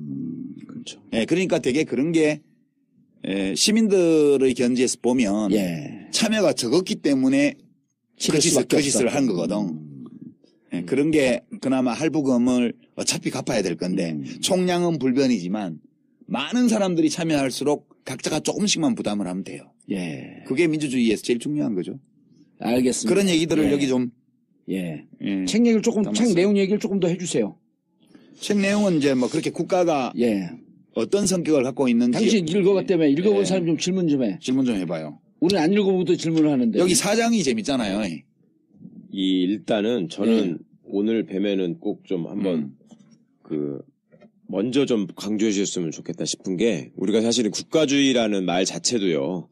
공산주의, 민주주의, 자본주의 이런 얘기는 들어봤어도 국가주의라는 말도 낯설어하는 경우가 근데 많이 그건 있거든요. 아까 듣는데 좀 낯설더라고. 네. 그러니까 그 국가주의라는 거의 근본, 그러니까 이 책에 이제 굉장히 쉽게 논리적으로 설명을 해주셨어요. 그거하고 우리 사회를 하여튼 어쨌거나 계속 지배하고 있는 그 이제 소위 북한에 대한 불안 뭐 이런 거를 기조로 해가지고 네. 계속 죽지 않는 거잖아요. 그거를 조금만 그러니까 국가주의는 한마디로 정리하면 네. 시민들을 국가의 부속물로 보는 견해예요. 네. 그러니까 시민을 국가의 부품으로 보는 견해예요. 그러니까 부품 자체는 가치가 없잖아요. 네. 전체로서 하나의 국가가 온전하게 기능할 때 비로소 부품은 존재 가치를 의미가 가지게 있는 돼요. 네. 그러니까 국가주의라는 것은 개인과 국가의 관계에서 국가를 우선하는 거예요. 국가를 위해서는 개인은 희생할 수 있어야 되고 네. 국가를 위해서는 개인의 자유를 제한할 수 있어야 되고 예, 예. 심지어는 국가를 위해서는 반드시 제한해야 된다. 네. 이렇게 보는 관점이고 시민들 개개인의 복지나 개개인의 이익과는 차원이 다른 네. 국가의 전체 이익이라는 이익을, 것이 전체의 이익이라는 것이 별도로 존재하는 것처럼 그래서 그 전체의 이익을 위해서 시민들 개개인 어떤 부분의 이익은 희생하는 것이 마땅하다는 태도. 권리를 제한하는 것도 맞고. 네. 그러니까 우리 국가주의를 북한과의 관계에서 생각을 하면 우리는 북한과 적대적으로 대립하고 있다. 북한의 위협에서 지켜야겠다. 우리를 지키기 위해서는 시민들의 자유를 필요한 경우에 제한할 수밖에 없다. 또는 제한해야 마땅하다. 그게 국가보안법이에요. 예. 그죠? 그래서 국가주의자들은 국가보안법을 굉장히 중요한 예, 걸로. 극단적으로 옹호해요. 음. 옹호해요. 그 다음에 뭐 며칠 전에 국회에서 뭐죠? 새누리당? 지금 뭐 예, 자유한국당? 예. 거기 무슨 행사하는데 뭐 태극기 집회 나가는 그 이상한 아저씨들이 나와가지고 뭐 예. 연설하고 하는데 그 앞에 어떤 사람이 딱 손팻말 들고 있잖아요. 빨갱이는 죽여도 돼. 이렇게 써갖고 들고 있어요. 어허. 나는 뉴스 하면서 그걸 보면서 너무 놀랐어요. 빨갱이는 죽여도 돼라는 그 팻말을 들고 있는 걸 용납하는 것도 웃기려니와 그 팻말을 보면 뻔히 맨 앞줄에 앉았는데 보면서 그 앞에서 떠들고 있는 그 국회의원들 끔찍했어요, 저는. 그게 빨갱이는 죽여도 돼라는 이 사고방식이 국가주의의 극단적인 형태예요. 국가의 안위를 위해서는 그러니까 나치도 처음에 그 나치당 그다음에 히틀러 제국이 만들어질 때 제일 처음 공격한 게 공산주의 세력을 색출하자 이거였었잖아요. 아니요. 훨씬 더 품격 있게 표현했죠. 훨씬 더. 지금 이 시간부터 예. 공익은 사익에 우선한다. 그렇게 딱 얘기를 했죠. 히틀러의 당선 첫 연설이 예. 공익은 사익에 우선한다였고요. 국가주의의 예. 우아한 표현이네. 예. 예, 나치당 10주년 기념행사에서 히틀러가 한 연설을 들어보면 예. 진짜 놀라워요. 그 내용이 보면 독일어로 말하면 이렇게 말을 했더라고요. Wann ich meine Augen schließen, weiß ich nicht. 그러니까 내가 언제 죽을지 나는 모른다. 그러나 나는 안다. 국가는 않는다. 더 오래 살아남을 예, 것이고 예. 우리 여기 있는 모든 사람들을 넘어서서 살아남아서 우리 독일 민족의 미래를 계속해서 형성해 나갈 것임을 나는 믿는다. 나는 안다. 이렇게 표현해요. 근데 그걸 매우 그 라임을 맞춰가지고 연설을 하는데 기가 막혀. 여기 수십만이 운집해서 소리를 지르면서 네. 죽이는 거야, 완전히. 조명빨까지 그냥 정말 멋지게 그게 그 사고방식이에요. 그러니까 공익은 사익이 우선하는데 무엇이 공익이고 무엇이 사익인지를 누가 판단하냐면 히틀러가 판단해. 그리고 히틀러가 또 뭐라고 말을 하냐면 당은 그러니까 나는 당의 한 조각이고 당은 나의 일부라고 나는 느낀다. 그렇게 표현하고 당이 지도자고 지도자가 당이고 당이 인민이고 이렇게 표현해요. 예. 그러니까 이게 국가주의라는 건 매우 매력적인 거예요. 왜냐하면 사람들은 누구나 어느 집단에 귀속되고자 하는 그렇죠. 욕구가 있거든. 혼자 있으면 너무 외롭고 네. 삶이 불안하기 때문에 많은 사람들이 모여있는 어떤 집단에 확실하게 귀속되어 있을 때 안정감을 느껴요. 예. 이런 안정감을 극단적인 형태로 제공해주는 게 국가주의거든요. 국가주의. 예. 근데 이게 죽이는 거야, 완전히 정말. 그냥 권력 쥔놈이 이것이 공익이야. 이것이 국가 이익이야. 이렇게 선언하면, 예컨대 사드 배치가 국가 이익이야. 이렇게 선언했는데 사드가 왜 필요해? 그거는 미국이 필요한 무기잖아. 우리는 손해야. 우리한테는 득될 것도 없어. 서울 방어도 못해. 이렇게 얘기하면 사상이 이상한 놈. 국가를 우습게 얘기하는 놈. 저 반국가 사상. 이렇게 얘기를 하잖아요. 이제 이 국가주의자들의 사고방식은 국가의 이익을 내가 가장 잘 판단한다는 확신을 갖고 있어요. 그렇기 때문에 내가 확신하고 있는 국가의 이익을 지키기 위해서, 실현하기 위해서는 정당하지 않은 방법까지도 사용해도 된다. 어허. 이렇게 믿는 거예요. 그러니까 빨갱이는 죽여도 돼. 그러니까 그게 공안 통치로 나타나는 거예요. 그렇죠. 그러니까 사람을 영장 없이 잡아가고 지하실에서 거꾸로 매달고 고춧가루 물을 먹이고 전기로 지지는 그 똑같은 사람들이에요, 우리하고. 고문하다가 뒤돌아서 하고 마누라 전화 받고 애 시험 잘 봤대? 오, 잘 됐어. 이런 얘기 하는 사람이에요. 그 자들이 왜 그러겠어요? 그 확신 때문이에요. 국가 이익, 국가의 안위를 우리가 가장 정확하게 판단한다. 따라서 우리하고 다른 의견을 내는 놈들은 국가의 적이야. 아하. 이거는 변화시키거나 고립시키거나 말살하거나 추방해야 돼요. 국민과 비국민을 나누는 것이고. 이게 국가주의예요. 그리고 이제까지 살아온 내가 참 잘못 살고 못된 짓만 하고 살아온 것 같은 죄, 막 반성이 막 드는 거야. 국가를 계속 부정하면서 사셨으니까. 그러니까. 그래서 이 책에서 아주 쉽게 예를 들어주신다고요. 그러니까 지금 아까 국가보안법이 국가주의자들이 가장 소중히 생각하는 징표 중에 하나라고 예. 하셨는데 또 여기서 제가 재밌게 봤던 게 우리는 민족중의 역사적 사명을 띠고 이 땅에 태어났다. 개뿔. 그거 자체가 그 국민교육 현장 지금 네. 젊은 사람들은 모를 텐데 우리 초등학교 때 만들어진 거예요. 그렇죠. 1968년도에. 저는 그걸 못 외워갖고 1,몇백 명 중에 제일 늦게 집을 갔잖아요. 암기력은 제로에 가까우니까. 대학을 어떻게 갔어, 그런데? 그러니까 나도 신기해요, 그게. 내가 근데 고등학교 또 차석으로 졸업했잖아요. 오. 152명 중에 151등. 진짜 천재예요. 근데 작가잖아. 골방이 너희를 몸짱되게 하는 이런 책도 내고. 저도 한 30만 부 판 작가예요. 훌륭한 작가, 베스트셀러 작가지. 지금 나오는 분들이, 촛불을 들고 나오는 분들이 제일 크게 질문한 거 있잖아요. 이게 나라냐. 예. 이건 국가주의하고 조금 또 틀리잖아요. 예. 이게 나라 맞아요, 근데. 국가에는 원래 이런 요소가 포함되어 있어요. 국가는 기본적으로 폭력이거든요. 예. 이러면 국가주의자들은 또 화를 내요. 이렇게 화를 내면서 폭력을 휘둘러. 그렇지. 국가- 태극기 들러매고 그렇죠. 옆에서 젊은 사람들 지나가면 괜히 이유 없이 태극기 봉으로 때리고. 그게 국가라는 거. 예. 이거 뭔 얘기하다가 얘기했지. 아, 이게 나라냐. 그렇지. 이게 나라냐. 국가라는 것은 원래 합법적이고 정당하다고 인정되는 폭력을 예. 행사하는 유일한 조직이에요. 그렇죠. 아, 당신이 옛날에 얘기했던 공권력하고 좀 비슷한. 공권력이 거지. 그거예요. 공권력이라는 거는 합법적 폭력인데 폭력. 사람들이 합법적이고 네. 정당하다고 인정하는 폭력이에요. 네. 일반적으로. 근데 이제 공권력이 더 이상 정당하지 않고 합법적이지 않다고 많은 대중이 확신하는 순간 예. 그럼 무너져요. 네. 그러니까 이게 국가 권력이라는 게 합법적 폭력을 독점하는 인간 조직이거든요. 그렇죠. 폭력을 독점해야 돼요. 예. 국가를 제외하고 누구도 폭력을 행사하면 안 되잖아. 그래서 박정희가 쿠데타로 집권했을 때 맨 먼저 한 일이 뭐예요? 깡패 소탕. 그렇죠. 응. 깡패는 뭐냐? 국가와 경쟁하는 자야. 또 다른 폭력이니까. 사적 폭력을 행사하는 자들이에요. 이 용납을 못해. 국가는 폭력을 독점해야 돼요. 그래서 그 깡패들 잡아다가 제주도 데리고 갔고 그 향토의 516도로 516도로 516도로 닦은 거 아니야. 강원도에 도로 내고. 예. 전두환도 똑같이 했잖아. 하자마자 삼천교육대 만들고. 전두환은 무슨 폭력배로 입증된 사람만 아니고 길을 막고 그냥 문신 조만한 거 있으면 다 잡아다 삼천교육대 그러니까. 주로 했던 일이 도로공사예요. 삼천교육대가. 그러니까 그 증상은 이른바 성인 불량 서클을 소탕하려는 국가주의자들의 동기. 이게 폭력을 나 혼자 가져야 돼. 딴 놈이 폭력을 가지는 건 절대 용납 못해. 그래서 이게 일반적으로 하는 거예요. 이게 독재 정권들이. 그다음에 두 그래서 번째는 지들 내부에도 그래서 조폭룰이 있는 거예요. 그렇죠.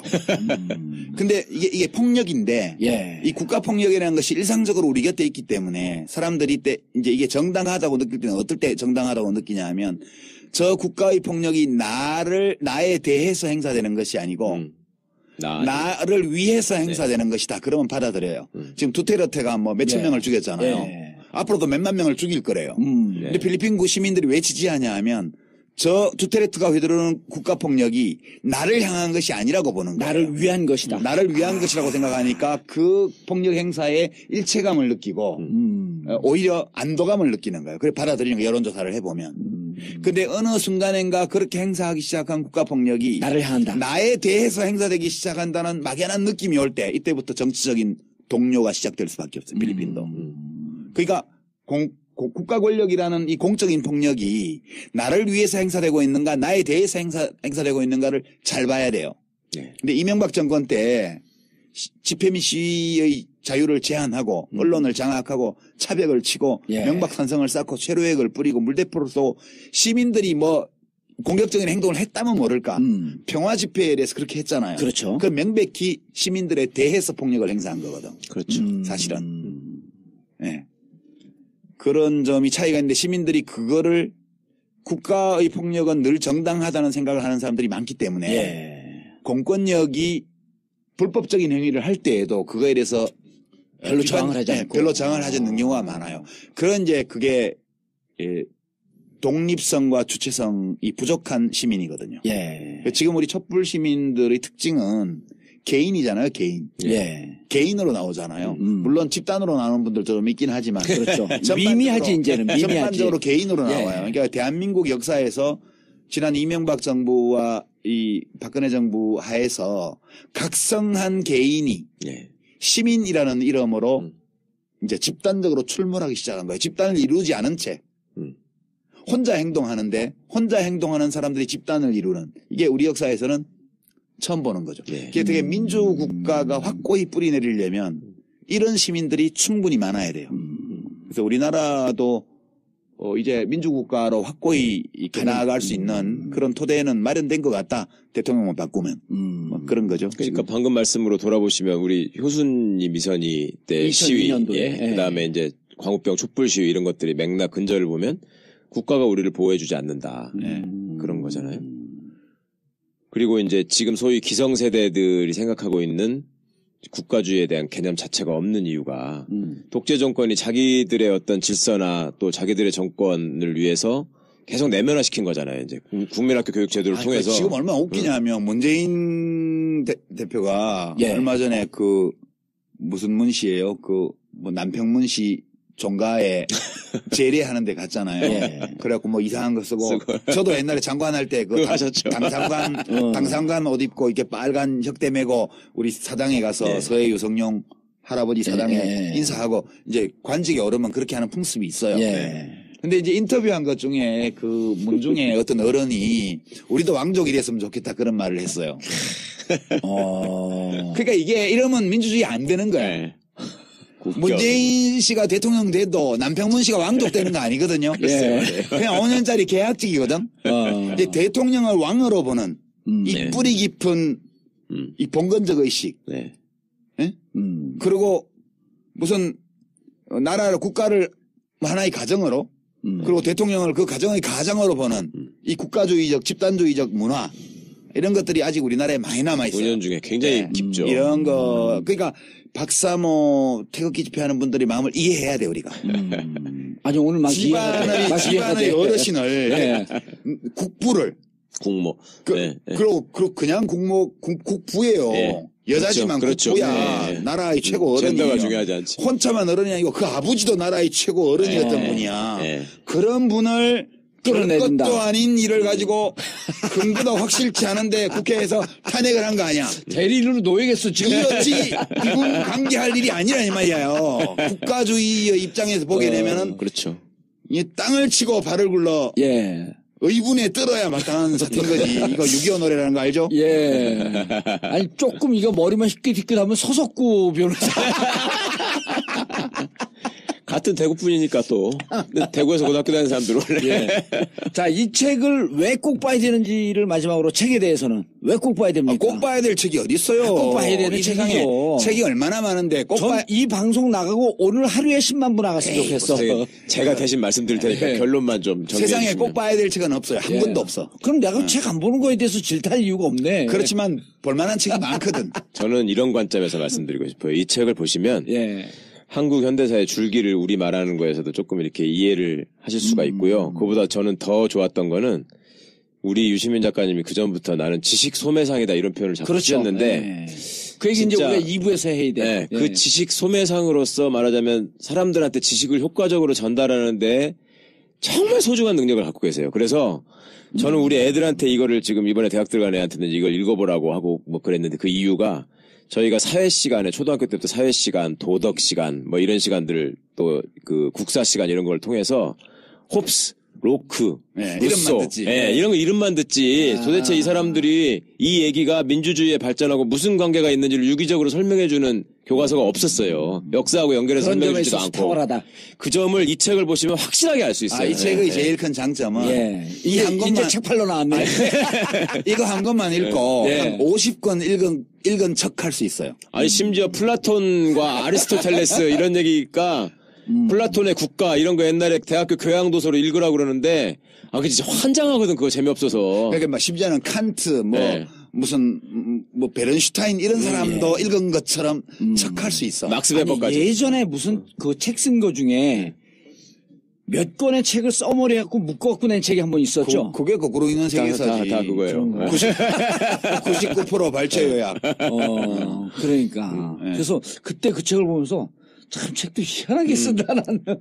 그 책은 이제 절판이 됐고 청춘의 독서라고 다시 내가 나왔죠. 읽은 책을 또 그러니까 썸머리 그걸 본 것 같아요. 청춘의 저는. 독서. 예. 그 책은 썸머리만 있는 건 아니고 이제 저의 해석 예. 그런 것도 같이 들어있는 예. 독후감 모음. 알겠습니다. 너무 책 판다. 예. 아니, 근데 왜 도매상이라고 안 하고 소매상이라고 그랬어요? 우리 봉도사가 이제 경제학 공부를 안 했죠. 예. 경영학 이런 거 별로 안 했지. 그냥 삶이 경영하게.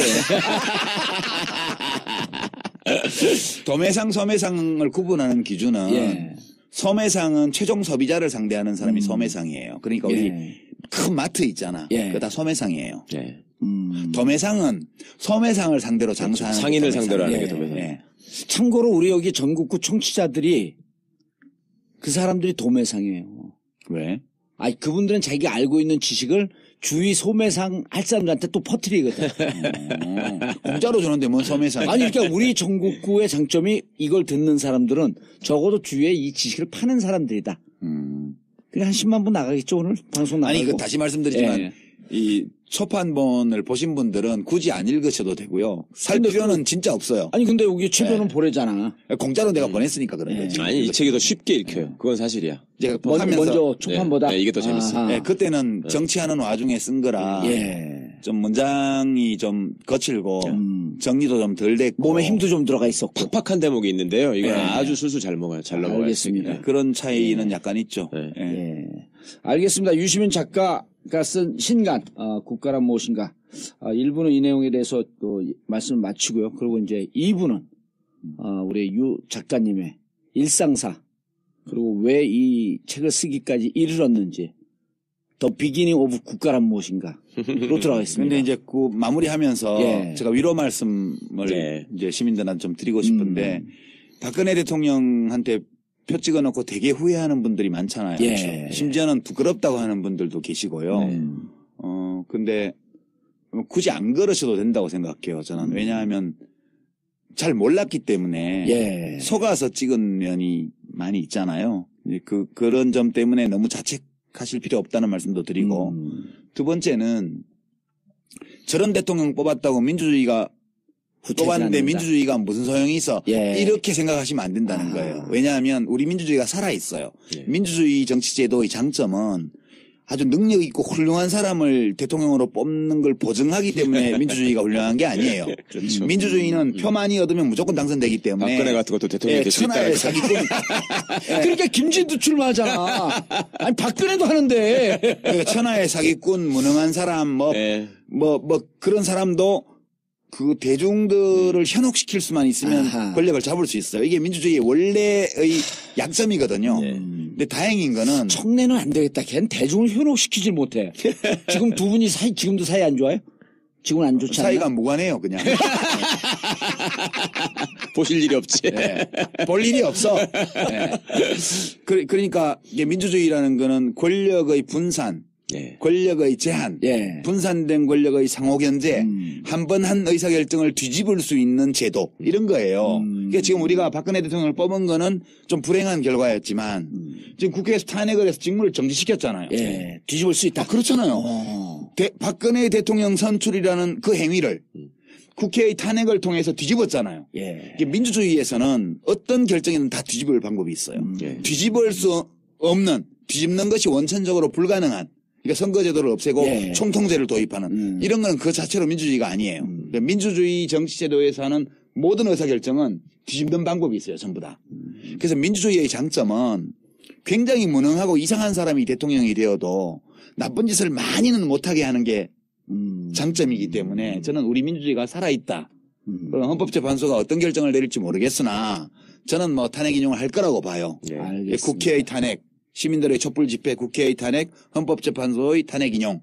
이 모든 과정이 우리 민주주의 제도가 살아있다는 걸 보여주는 거기 때문에 우리 현실에 대해서 너무 자책하지 마라. 비하하거나 낭망하지 말았으면 좋겠어요. 이게 예. 진짜 요새 웃긴다니까. 그 캐나다에 있는 어떤 유학생이 저한테 이메일 보내서 하소연을 하더라고. 거기 있는 아랍 학생들이 아랍의 범위 한국에 수출했다고. 웃겨가지고 그게 자기가 틀려요, 내용이. 3.1운동부터 시작해갖고 촛불 집회까지 다 얘기를 해줬는데 믿지를 않는데 어떻게 하면 좋니? 예. 그러니까 되게 자책하지 마라. 잘하고 있어요. 대한민국 우리 민주주의 잘하고 있다. 우리 강팀이에요. 알겠습니다. 국가란 무엇인가 개정 심판을 들고 나타난 지식 소매상 유시민 작가와의 대담을 1부 마치고 마치겠습니다. 정봉주 전국구 마치겠습니다. 감사합니다. 예, 이런 판단이 좀 있었던 거죠. 그렇죠. 사실은 국가의 존재에 대해서 시민들이 근본적인 의문을 제기하게 된 어떻게 보면 민주화의 최초 정권이잖아요. 이게 국가냐 이렇게 막 예. 손편을 그렇죠. 들고 예. 이게 나라냐, 이게 이게 나라냐. 나라냐. 예. 국가가 뭐 이래 뭐 이런 게 있어서 이제 이럴 때는 우리 먹물들은 예성현의 말씀을 살펴보잖아요. 그 여기 보면 국가에 대해서 한 칼씩 했던 분들 얘기는 대충 다 담아놨기 때문에 네네. 예, 그런 면에서는 그냥 교양서로 괜찮지 않냐. 저는 이 책하고 후불제 민주주의를 거의 동시에 읽었거든요. 그때 예. 같이 사가지고. 근데 읽으면서 한 사람이야, 이 사람. 아니 재밌어요, 작가님 책은. 근데 비즈니스가 잘 안 되나 봐.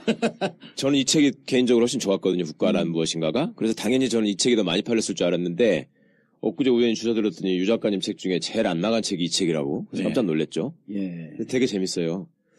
아니, 요즘 이제 책 내용 본격적으로 들어가기 전에 우리 동네 아주머니가 그걸 물어봐요. 3월 1일 날 곧 이제 3.1절이 오는데 태극기를 달아야 하나요? 이런 고민이 생긴다는 거야. 태극기 집회 때문에. 태극기 집회 때문에. 그렇게까지. 꼭 그 태극기 달면 탄핵 반대하는 아니, 그러니까 그런 생각으로 변호를 든다는 거예요, 자기가. 태극기 집회에 그 큰일이야. 동조하기 때문에 태극기를 달고, 이 저걸 어떻게 해야 되는 거야? 그러니까 우리가 벼랑간에 태극기 안티 세력이 된 것 같아. 태극기만 그런 게 아니에요. 예. 지금 우리 국호에 대해서도 많은 회의와 법민이 있어. 갑자기 한국당이 돼버렸잖아. 자유한국당. 예. 나 한국인이야. 예. 엄청 기분 나쁜 거야 지금. 그렇다고 해서 내가 한국인의 정체성을 버릴 수는 없는 거 아니야. 그렇죠. 어떻게 이 완전 공공재산을 사유한 거 아니야 이거. 태극기도 진짜 우리가 그렇고. 옛날에 신한국당이 있었는데 이게 그건 신자라도 붙었지. 구한국당이 나중에 이건 나왔어. 그냥 한국당이야. 자유당 풍 한국당이기 때문에요. 이거는 이제 구한국당이에요, 정말. 그러니까. 그냥 당원이 다 된 거네, 우리는? 그래도 세상에 3.1절 날 태극기 다는 거는 오해의 위험이 거의 없어요. 예. 3.1절이니까. 그렇죠. 우리가 유관순 누나를 생각하면서 태극기를 다는 거지. 아니, 그 얘기를 듣는데, 진짜 막 이렇게 갈등이 생기더라고. 아니, 저도 그게 짜증나서 사실은 뭐, 어줍지 않은 글이지만, 태극기가 부끄러움의 상징이 돼서는 안 된다라는 내용으로 칼럼을 하나 썼었는데, 예. 참 슬프더라고요. 그런 얘기를 쓰면서, 대한민국의 국기가 특정 세력의 어떤 특정 이념에, 그것도 아주 극단적인 이념을 가지고 있는 이상한 정파의 도구가 돼가지고, 성족이랑 같이, 광장에 그러니까 이게 성종이 들고 나온 건 또 어떻게 보세요? 박근혜 대통령이 앙드레 김 드레스를 입은 듯한 느낌? 그런 느낌이 좀 들죠? 앙드레 김이 화낼 거 아니야. 돌아가셨지. 그리고요, 네. 저는 요즘 사태에서 좀 희한하다고 느낀 게, 과거 참여정부 때는 보건복지부 장관을 누가 맡으시느냐가 되게 화제였고, 김근태 장관님이나 유시민 장관님, 보건복지부의 정책이나 이런 것들이 또 굉장히 중요하게 사람들한테 다가갔었어요. 그렇죠. 실제로 어려웠고 중요한 일을 많이 하셨고. 그런데 이 이명박 박근혜 정권에 들어와서는 보건복지부가 할 일이 별로 없을 거라고 생각했거든. 그랬더니 그 나름대로 또 다른 방식으로 그 의료 영리화, 또 이번에 문영표 씨나 뭐 이런 사람들로 해가지고 보면은 보건복지부가 갖고 있는 그 공적연금에 관한, 국민연금에 관한 그 통제 기능을 이용해가지고 또 보건복지부가 그 정권의 도구로 나와가지고 왜 이상한 짓을 하고 그래서 사람도 구속되고 이런 걸 보면서 정말 이게 제대로 된 국가가 있어야지 제대로 된 정부도 기능을 하는 것이지 참 어떻게 정권에 따라서 이게 같은 부처의 속성이 이렇게 달라질까 그런 생각을 했어요. 사람들이 그러잖아요. 국가에 대해서 무슨 얘기를 하고 싶으셨어요? 국가에 대해서 이제 이 책에서 결론적으로 얘기를 내가 하고 싶었던 거는 예. 국가도 진화를 해왔어요. 예. 그러니까 국가 그러면 처음 국가가 생겼던 1만 년 전하고 예. 지금하고 같지 같아. 그래도 예, 지금 벌어지는 일만 가지고는 다 이해하기는 좀 어려워요. 예. 이제 이 세상에 존재하는 모든 것은 발생사가 있거든요. 예. 모든 것이 다 발생사가 있어요. 그래서 어떤 우리가 관심 가지는 어떤 대상이 언제 생겨나서 어떤 과정을 거쳐서 오늘에 여기까지 와 있는지 이걸 알아야만 왜 이런 형태로 있는지도 이해할 수가 있고 앞으로 어디로 갈지에 대해서 전망도 할 수가 있고 또 그런 전망을 현실로 만들기 위해서는 누가 뭘 어떻게 해야 될지에 대해서 판단도 할 수 있는 것 같아요. 네. 예. 그런데 이제 우리 사회에서 현대사를 보면은 저는 이제 오늘 출연하시면서 꼭 물어보고 싶었던 게 박정희의 국가론이 있고 예. 전두환 노태우의 국가론이 있고 김영삼 대통령은 뭐 좀 애매하고 김대중 노무현 대통령의 국가가 또 따로 있고 예. 그 이후에 9년 동안 따로 있고 그래갖고 이런 정상적인 국가의 발전 개념보다도 대한민국은 통치 체제에 따라서 국가의 개념이 좀 바뀐 거 아닌가 하는 생각이 들거든요. 그게 순서대로 갔어요. 그러니까 일반적으로 예. 되게 우리가 호모사피엔스 예. 한 25만 년 내외 전부터 지구에 살았다는 거 아니에요? 예. 25만 년 전부터. 그리고 언어 혁명이라고 그러죠. 그러니까 예. 지적인 혁명이 일어난 게 약 7만 년 전이라고 그래요. 그리고 농업혁명이 한 10,000년 내지 12,000년 전에 일어났고 그 이후에 국가가 발생했거든요. 그러니까 국가가 생긴 건 한 10,000년 정도라고 보면 돼요. 최초의 원시적인 예. 형태의 국가가 생긴 게. 그 우리나라는 이제 뭐 당군 할아버지가 5,000년쯤 전에 나라 세우셨다는 탄생설화를 가지고 있지만 결국 이제 한반도의 국가 형태가 좀 대충 갖춰지기 시작한 게 뭐 멀리 보면 그 정도 된다고 봐야죠. 그리고 나서 그때까지는 각각 따로따로 존재하던 문명들이 지금 근대에 들어와서 네. 다 엉기게 되잖아요, 서로. 예. 이게 우리나라가 보면 이승만 대통령 때는 반공, 북진통일 이거였어요. 그렇죠. 그게 안보국가예요, 안보국가 이게. 치안국가 또는 안보국가고 네. 그 당시 민주당이 만들었던 경제발전 5개년 계획 이런 거, 또 관료들이 만들었던 경제발전 산업화 계획 이런 거를 이승만 대통령이 다 거부해서 공산당이 하는 거라고. 예. 국가가 주도적으로 뭘 하는 거는 공산당 하는 거라고. 어허. 그러니까 이게 박정희 대통령은 이승만 대통령과 달라요. 예. 이승만 대통령은 이 국민들을 잘 먹고 잘 살게 해주는 일에 관심이 없었어. 네. 그리고 입으로만 북진통일을 외치고 전쟁 준비는 하나도 못하고 이제 그런 정부였고. 뭐에 관심이 있었어요? 자기가 잘 먹고 잘 사는 거. 그렇지. 자기 권력에만 예. 관심이 있었지. 그 사람은 또 그런 이념적으로 볼 때 그런 국가가 나서서 뭘 하는 거를 반대하는 입장이었어요. 네. 박정희 대통령은 기본적으로 쿠데타를 하고 권력을 탈취하고 나서 그 쿠데타의 명분을 부국강병에서 찾았어요. 그러니까 잘 먹고 잘 살게 해줄게. 예. 이 잘 먹고 잘 살게 해주면 내가 이렇게 쿠데타를 한 것도 정당해질 수 있어. 네.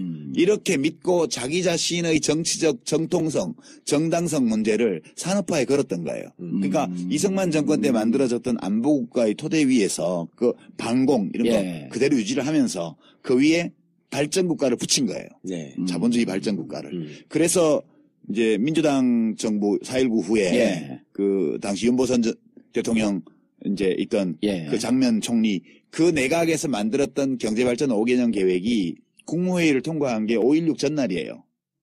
그렇다고. 예. 들었습니다.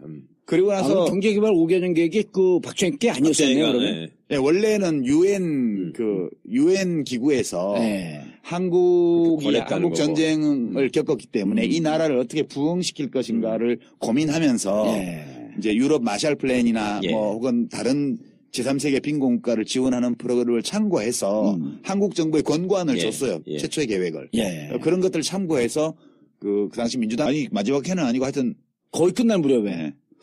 근데 거기서도 조금 이미지가 무척 막 이렇게 공격적일 줄 알았어요. 김중관 선생이요? 예. 근데 전혀 안 그렇죠. 그러더라고. 네. 우리도 끝나고 우리는 녹화를 많이 해요, 그거를. 한 4시간, 5시간 뜨는데 뜨고 나서 또 술을 또 한 4시간, 5시간 먹어. 아, 그 외부자들? 예. 네. 그러면 이제 새벽 5시까지 먹어요. 근데 진 교수는 방송이 끝나면 가. 루비 때문에 가야 돼. 루비 때문에 가야 고양이 봐야 된다고. 된다. 고양이 봐야 된다고. 애묘인들은 아, 난 특이한 사람이야. 아니, 지금 저 노유진의 정치 카페 이후로 지금 팟캐스트에 처음 출연하신 거예요. 그렇죠. 그래요? 네. 예. 아니 그때 오. 탄핵되기 직전에 그 국회 앞에서 한번 스페셜로 공개 방송 네, 그거 노유진 그거 한번 한 거 빼면 그건 번외로 하신 거고, 그것도 네. 역시 노유진이잖아요. 그렇죠. 진짜 오랜만에 나들이 하신 거네요, 그러면은. 그 원래 보면 텔레비전에도 그러잖아요. 예. 무슨 예능 프로 이런데 갑자기 배우가 나타났다. 예. 이러면 되게 영화를 영화를 찍었거나 아니면 한동안 좀 부진하게 늪에 있다가 재기를 해서 예. 뭐 작품을 새로 한다든가 이럴 때 나오잖아. 예. 저도 이제 이 국가란 무엇인가 이 책을 개정 써서. 심판을 낸 걸 빙자해서 전국구 나들이 한번 전국구 하고. 나들이 한번 하는 거죠. 예. 봉도사도 보고 싶고 최변호사도 보고 싶고. 예. 알겠습니다. 요즘은 그 옛날 예능 스타들, 예. 가수들 뭐 이런 사람들 복면가왕으로 많이 나오더라고. 그래가지고 다시 제기를. 제기를 하고. 옛날에 뭐 마약 스캔들이나 동영상 유출됐거나, 그래갖고 못 중국에서 나왔던 촬영하다가, 분들. 활동하다가. 음. 왜 개정판을 냈어요, 근데, 진짜로? 이때 그 초판 나왔을 땐 책 많이 팔렸어요? 뭐 좀 팔렸어요. 이게 참 운명이 기구한 책인데 예. 이 책을 쓴 기간은 2010년도였어요. 제가 국민참여당 대표를 하고 있을 때 그 그렇죠. 예. 와중에 도서관에서 국회 도서관에서 책을 한 100권 대출 받아가지고 그거를 뭐 기차에서 승용차에서 비행기에서 읽고 다니면서 1년 동안 그렇게 메모해서 쓴 책이 이 책이었어요. 예. 그러니까 정치를 하는 사람으로서 우리가 국가에 대해서 어떻게 생각해야 될까 또는 뭐 옛날 옛적부터 위대한 철학자들이 이 국가에 대해서 뭐라고 했나 예. 이런 걸 좀 이제 정리를 해서 책을 낸 건데 예. 그게 초세본이 그때 3월인가 나왔는데 2011년 예. 책이 잘 나갔어요. 초세를 3만 부를 찍었는데 금방 소진이 됐어. 그런데 그때가 4월 10 며칠인가 그 김해 재보궐선거 예. 그 터널 뒤도서 있었던 그렇죠. 그거 이제 50.5 대 49.5로 졌잖아. 내가 밀었던 후보가. 예. 후보. 예. 네. 그거 선거 치고 갑자기 책이 판매가 완전 부진해져 버렸어. 그때 이쪽 우리 민주당 쪽은 그 김경수 후보가 나갔고. 안 아니죠. 나갔지. 김경수가 안 드랍하고 이봉수 후보가. 이봉수 후보가 이제 맞아. 민주당 김진애 후보하고 예비 경선을 해서 예. 여론조사에서 이겨서 본선에 본선에 대표 선수로 예. 나갔는데 1% 차이로 진 거지. 아, 근데 그렇게 하고 나서 국민참여당이 굉장히 타격을 입었고 그랬었죠. 네. 그리고 나도 개인적으로 타격을 입었고 책 판매도 확 내려가서 그 뒤에 그런 일이 뭐 있었구나. 아주 안 나간 건 아니지만 조금씩 몇 년간 책이 안 죽고 이게 가더라고요. 예. 그래서 돌베개 출판사 사장님이 그냥 죽이기에는 좀 아까운 책 아니냐. 그래서 좀 정치인으로서 발언한 거 그런 건 지금은 정치를 안 하니까 조금 정리하고 예. 지식인 입장에서 쓰는 걸로 좀 보충을 하고 그리고 6년 동안 달라진 정치 상황이나 예. 이런 것도 좀 반영을 해서 개정판을 내보자. 그냥 이렇게 두기에는 좀 아까운 책이다. 그래서 이제 작년 연말에 12월에 한 달 반 정도 작업을 해서 이제 새로 낸 거죠. 그러니까 최순실 박근혜 게이트 터지고 난 다음에 그렇죠. 작업한 거죠. 작업을 하고 그리고 이제 그 상황에서 정말 국가란 무엇인가 한번 좀 되돌아보자.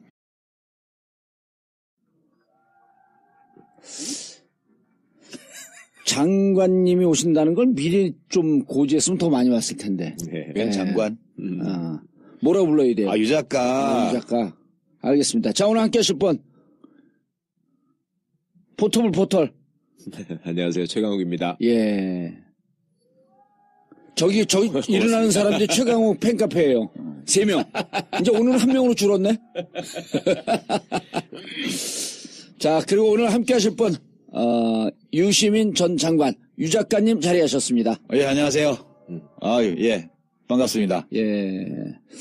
공개 방송 모처럼 하시죠? 예. 요새 제가 뭐 밖에 잘 안 나와가지고 예. 요즘 썰전 하시고. 그거 빼면 그 녹화하러 갈 때 월요일 빼면 예. 그냥 작업실에 일주일 내내 계속 글만 쓰시고. 그런 지금 팔이 탈이 나서 못 쓰고 책만 읽어요. 예. 글을 쓰기 위해서 읽어야 될 책. 아, 그럼 오늘 여기 오신 분들 사인은 못 해주시네? 글씨는 못 써요, 지금. 사진만 찍고. 예, 지금 자판도 못 치고. 예. 장애 등급을 신청하셔가지고 보건복지부 혜택을 좀. 일시적인 거라. 이번에 국가란 무엇인가 개정 심판. 2017년.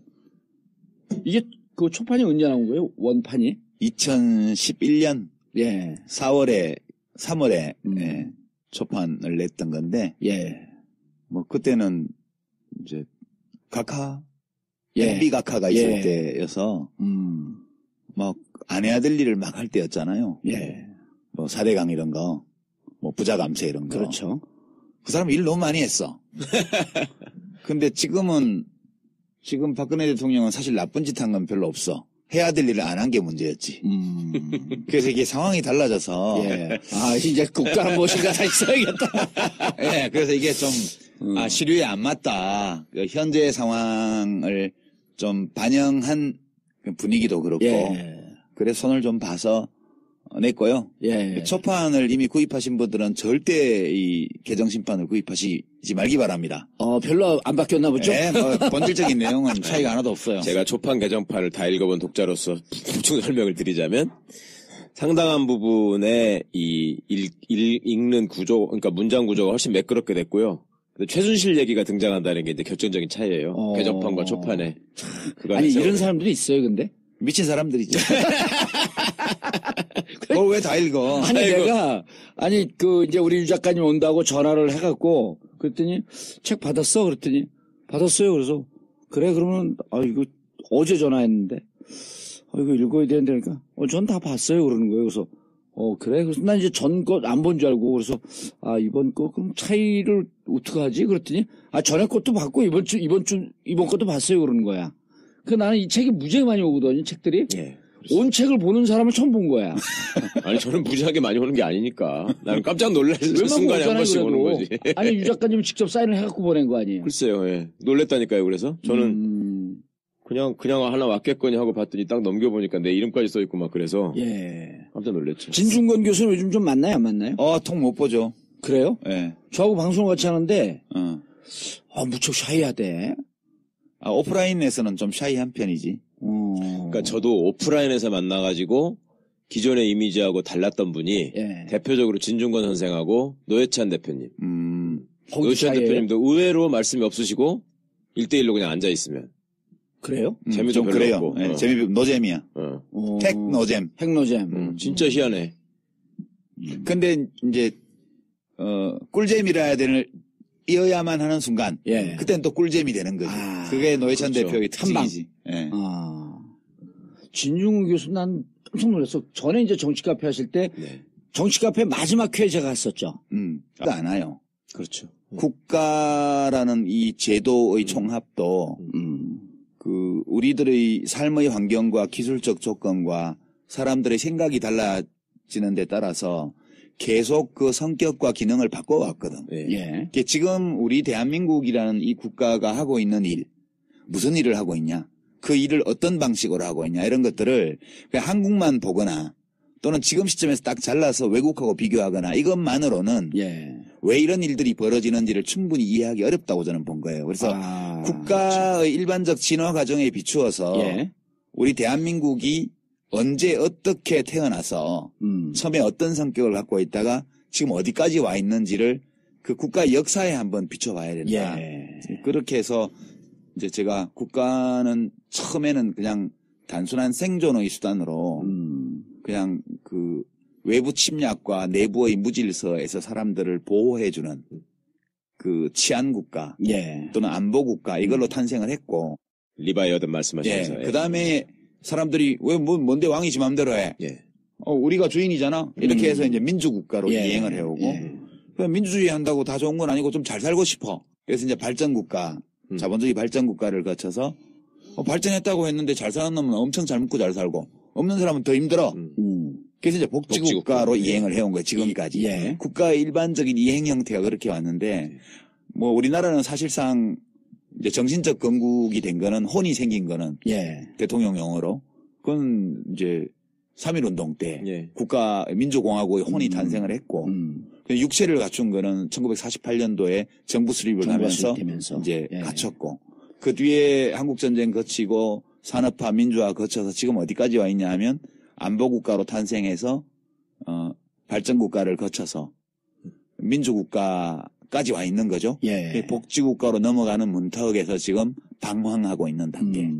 이렇게 보면 한국이 뭐 지금 시점에서 딱 잘라서 북유럽 국가나 서유럽 국가하고 비교하면 되게 못나 보이지만 사실 한 60년, 70년 동안에 그렇게 수백 년에 걸친 서유럽 국가의 이행 과정을 밟아온 걸 생각하면 그렇게 비관적으로 볼 일은 아니지 않냐. 우리가 마음만 먹으면 예. 이 국가의 대한민국이란 이 국가의 기능과 작동 방식을 더 많이 바꿀 수 있다. 이런 얘기를 하고 싶었던 거죠. 예. 전 독자로서 느꼈던 어떤 작가의 문제의식이라고 저 혼자 나름 해석을 했던 건 국가란 무엇인가를 먼저 읽고 나서 후불제 민주주의를 읽었거든요. 네. 그럼 여기서 생각하셨던 국가의 본질에 관한 문제의식이 헌법을 통해서 후불제 민주주의라는 책으로 투영되는 것 같다는 생각을 했었거든요. 그 책이 먼저 나왔어요. 아, 그랬었나요? 네. 예, 저는 순서를 바꿔서 읽었네요. 네. 근데 그래가지고 저는 이 순서대로 읽는 게 더 낫겠다라고 추천을 드리고 싶었어요. 국가란 무엇인가를 먼저 읽고 후불제 민주주의를 읽으시면 네. 그러면 스케일이 이렇게 세계적 범위에서 우리나라 범위로 이렇게 지배하게 되니까 저는 그렇게 느꼈는데.